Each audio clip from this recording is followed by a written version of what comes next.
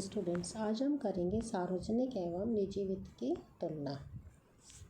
सार्वजनिक एवं निजी वित्त के सिद्धांत मूल रूप से एक जैसे प्रतीत होते हैं।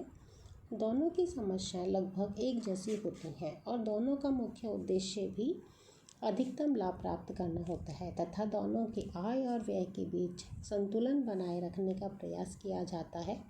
फिर भी दोनों के उद्देश्यों, प्रकृति, वित्तीय व्यवस्था और प्रशासन में मौलिक अंतर होता है। डाल्टन का मानना है कि निजी एवं सार्वजनिक राजस्व में आय और व्यय दोनों ही दृष्टियों में अंतर पाया जाता है। दोनों वित्त व्यवस्थाओं में मुख्य अंतर को हम निम्न प्रकार से स्पष्ट कर सकते हैं। पहला, आय व्यय के समायोजन में अंतर। निजी वित्त प्रबंधन में व्यक्ति अपनी आय के अनुसार व्यय को निर्धारित करता है।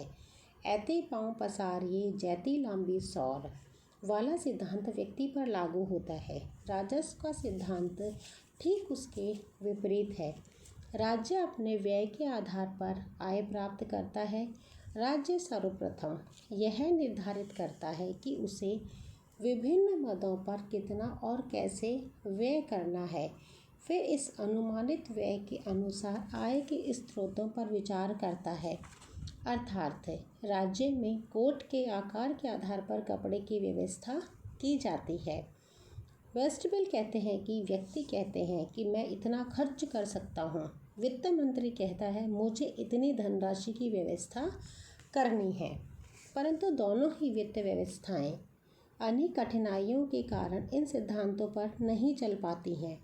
बहुत से अवसर ऐसे होते हैं जब व्यक्ति अपनी आय से अधिक व्यय करता है, जैसे शादी समारोह इत्यादि। इसी तरह से कभी कभी सरकार के बजट में भी आय व्यय से अधिक हो जाती है, तो सरकार इस अतिरिक्त आय को जनता के लिए व्यय करने का निश्चय करती है। अतः स्पष्ट है कि व्यक्ति व राज्य की वित्त व्यवस्थाओं में अंतर केवल मात्रा में है, प्रकृति में नहीं।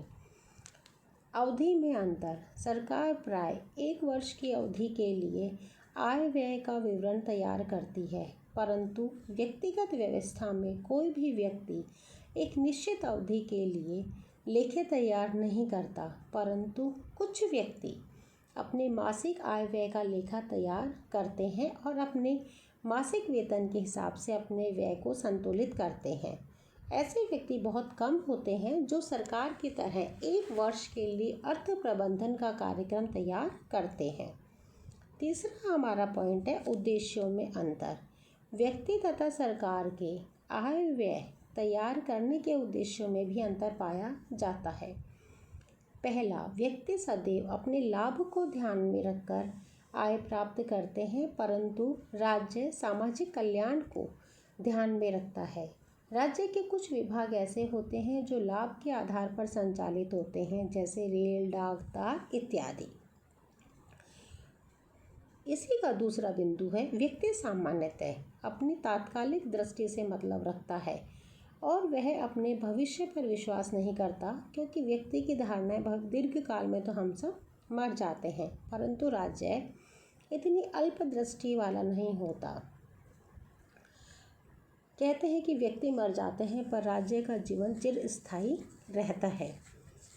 तीसरा बिंदु है व्यक्ति अपने व्यय को समसीमांत उपयोगिता नियम के अनुरूप समायोजित करने का प्रयास करता है, जिससे उसे सीमित आय से अधिकतम संतुष्टि प्राप्त हो सके। परंतु सरकार के लिए इस आदर्श पर चलना असंभव रहता है। राज्य का व्यय विभिन्न राजनीतिक उद्देश्यों एवं मजबूरियों द्वारा निश्चित किया जाता है और समसीमांत उपयोगिता का सिद्धांत लागू नहीं हो पाता है। चौथा बिंदु है गोपनीयता का अंतर। निजी वित्त में गोपनीयता रहती है। एक व्यक्ति अपनी आय व्यय, बचत एवं ऋण का वितरण इस सभी प्रकार से गुप्त रखता है। व्यक्ति अपनी साख बनाए रखने के लिए अपनी आर्थिक स्थिति की जानकारी अन्य को नहीं देता। इसके विपरीत सरकारी खर्च प्रबंधन में इस प्रकार की गोपनीयता नहीं पाई जाती है। संसद एवं विधानसभाओं में वह अपने आय व्यय पर विचार विमर्श कर उसे प्रकाशित करवाता है। सभा मंचों, टीवी चैनल आदि पर बजट पर बहस होती है। अतः व्यक्ति के बजट में गोपनीयता रहती है, सरकार के में नहीं। नेक्स्ट पॉइंट है आय के साधनों में लोच संबंधी अंतर। सरकारी आय व्यय व्यक्तिगत आय व्यय की तुलना में अधिक लोचदार होते हैं। सरकार नए कर लगाकर, पुराने करों की दरों में वृद्धि कर, आंतरिक एवं बाह्य ऋण लेकर व नए नोट छापकर अपनी आय को बढ़ा सकती है, जबकि निजी वित्त व्यवस्था में आय के साधन बेलोचदार बने रहते हैं। नेक्स्ट पॉइंट है व्यय ढांचे का अंतर। व्यक्ति का व्यय अधिकतर रीति रिवाजों, आदतों या उस समाज की परंपराओं से निर्धारित होता है जिस समाज में वह रहता है। इसके विपरीत सार्वजनिक व्यय का आकार एवं स्वरूप राज्य द्वारा अपनाई गई आर्थिक नीति द्वारा नियंत्रित एवं संचालित होता है। व्यय तथा कल्याण में अंतर। 7वां पॉइंट है व्यय तथा कल्याण में अंतर। निजी वित्त में केवल निजी कल्याण पर ध्यान दिया जाता है, जबकि राजस्व में व्यय करते समय संपूर्ण सामाजिक कल्याण की ओर ध्यान दिया जाता है। नेक्स्ट पॉइंट है बजट की प्रकृति में अंतर। व्यक्तिगत बजट को तब अच्छा माना जाता है जब उसकी आय का व्यय पर आधिक्य हो, अर्थात निजी वित्त में बचत करना अच्छा माना जाता है। यदि सरकार बचत का बजट बनाती है तो यह माना जाता है कि सरकार जनता पर अनावश्यक करारोपण करके अतिरिक्त आय प्राप्त करती है और उसके पास विकास योजनाओं का अभाव है। विकासशील देशों में सरकार घाटे का बजट बनाकर विकास कार्यक्रमों को लागू करती है। नेक्स्ट है ऋण की प्रकृति में अंतर। एक व्यक्ति यदि दूसरे से ऋण लेना चाहता है तो यह ऋण दाता की इच्छा पर निर्भर करता है कि वह उसे ऋण दे या ना दे, परंतु सरकार अपने देश के नागरिकों को ऋण देने के लिए बाध्य कर सकती है, क्योंकि सरकार का नागरिकों पर प्रभुत्व रहता है। नेक्स्ट पॉइंट है हमारा राज्य का अपेक्षाकृत अधिक प्रभुत्व।